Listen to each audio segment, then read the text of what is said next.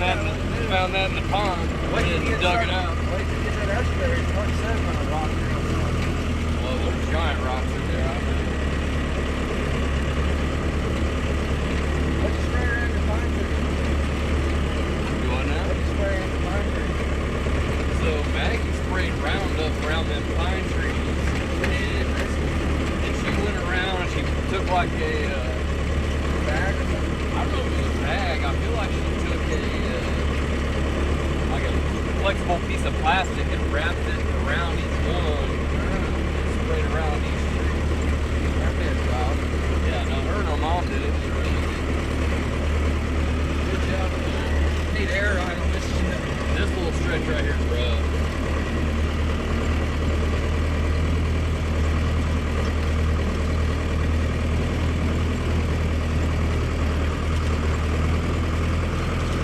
Richard keeps texting me, he's ready to go catfishing this weekend. I wanted to catch a couple more giants before season's over. Grab that old girl. I'll pull in the shade. Yep.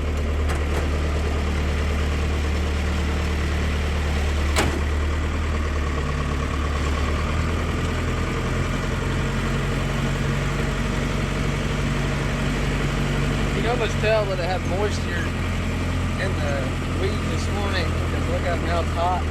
They're croaking off even more than they were. Yeah, it's definitely starting to wilt a bit. Yeah. It didn't look like that, but it had all that dew on it this morning. Yeah.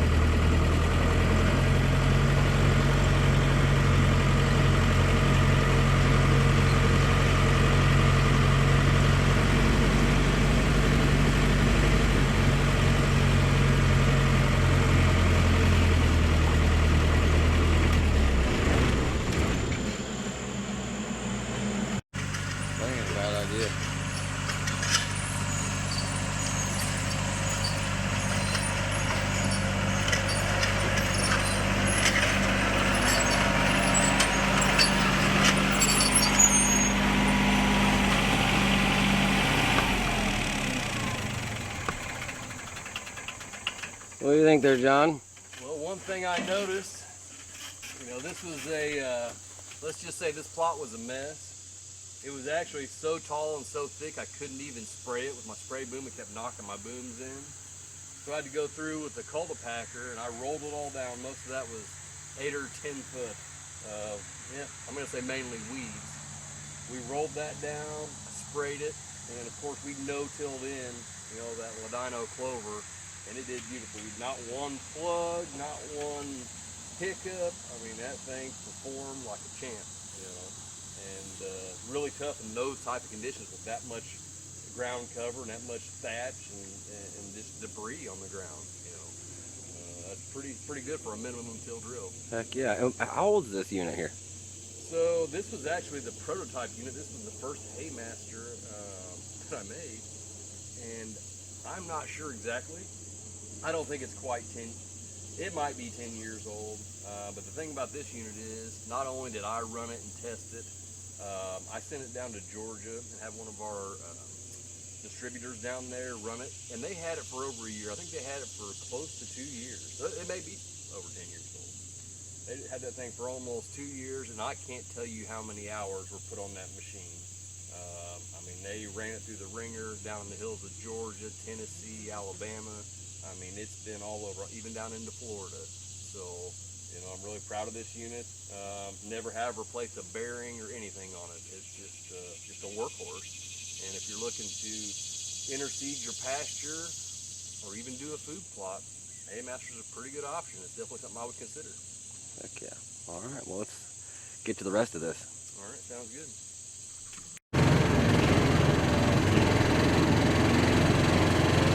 Easier than riding all this shit. Already got the trailer and everything out there. I didn't get that far.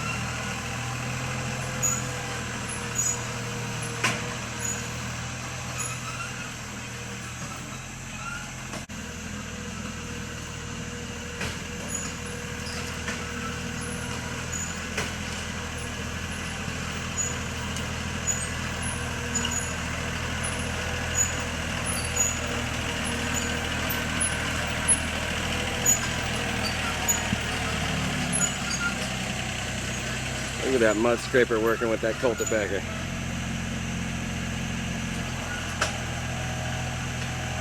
Alright, John. It looks like we got this ground well worked up, perfectly seeded, in nice 6-inch rows with that Haymaster. Why don't you tell us a little bit about this specific plot and what you have planned for it? Okay. This is one of my go-to plots. I actually call this one the beach. We've got the river, right here. We've got a nice sandbar, and it's going to be a little bit different this year. Typically, I do nothing but bedding in this area. I make this a nice bedding area right next to the river. I keep food kind of on the back end. That way, they've got to travel from the bedding to the food. Well, this year, part of the plot, this actual section didn't do as well. It's very heavily shaded, if you haven't noticed. We've got a lot of silver maples here that have been kind of crowding us. So, and we also had this tree that fell down. If you saw there, it was a nice, it was actually alive. It was a good hackberry, and I was going to cut it up, but we were a little bit short on time. So I thought, you know what, we can use that tree to our advantage. If we leave it right here, it blocks off a nice section of the bedding area. The deer actually can't cross through, across that tree. They're going to come and jump over or go around it here on the end, which is right in line with my tree stand. So I decided to go ahead and leave that, and I'm going to split this plot in two. We're going to have half bedding, and we're going to have half food. We put some ladino clover and some chicory, which do well in this low light situation. And I think this is going to be a pretty interesting setup. It may be a little tight getting in here, but you never know if you don't try it. So we'll give it a go, and I think it's going to be a good plot this year. Well, I mean, this soil is fantastic. We were talking about it a second ago. You want your soil, optimal soil, looks like chocolate cottage cheese, and that's exactly what you got going on here. It is absolutely beautiful this time of year. I bet during the winter time, it's even prettier. You can see the whole river. It is. No, it's a great spot. It's a great fit. And actually, this soil we were talking about I didn't actually work this. This soil right here kind of laid bare. There was some vegetation, and I actually rolled it down and sprayed it. But it actually, it kind of shaded out and drowned it out back here. So in the upcoming years, we may go ahead and cut a few of these branches and let a little more light in for next year's food plot. Well, it might just so happen that the river cuts some of those branches for you, as you got going on back here. Yeah. No, it's ever changing back here on the river, so it's a constant struggle. But it's my favorite place to hunt. So you got to take the good with the bad. Yeah. Well, I'm excited to see what this looks like here in a couple months. Oh, it'll be a nice spot. I can't wait to sit in that stand early October. Cameraman, why don't you pan around to see what it would look like if there's a little bit more light in on the inside of this spot. You planned that a little bit earlier this year, right, John? Yep. That's my Egyptian wheat, sun hemp, and there may be a handful of sunflowers in there. I like to throw those in for a little color and for good measure.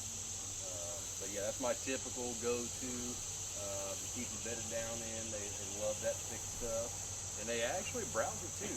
That sun hemp. I mean, guys will argue with you, but I've seen them on camera eating that sun hemp, and I've seen them in person. So, it may not be the go-to food plot, but it's definitely a source of food for them while they're better. Well, let's see what else we do out here. All right. Yep.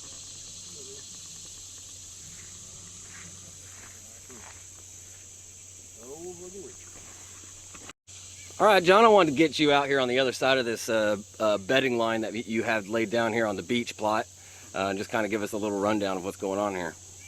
Sure. So, this is what I call the beach. I keep it outlined in the Egyptian wheat and sun hemp. You can see it along the edge here. I do have a couple catappa trees. I'm a fisherman too, so we keep them around for the catappa worm.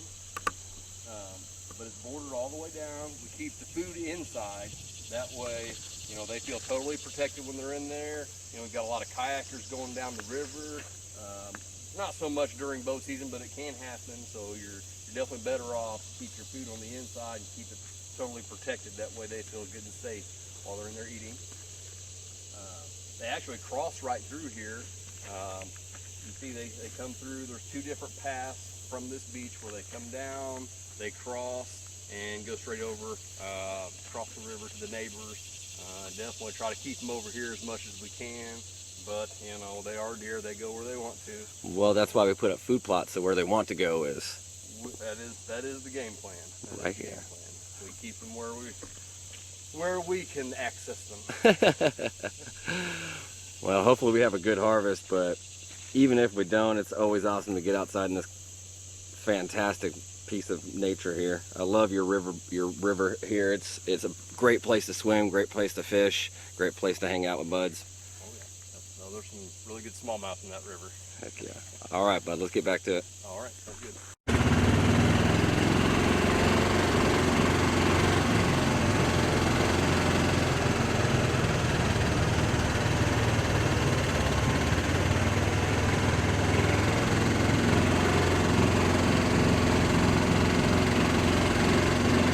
6-foot drill, 1 inch in the wood.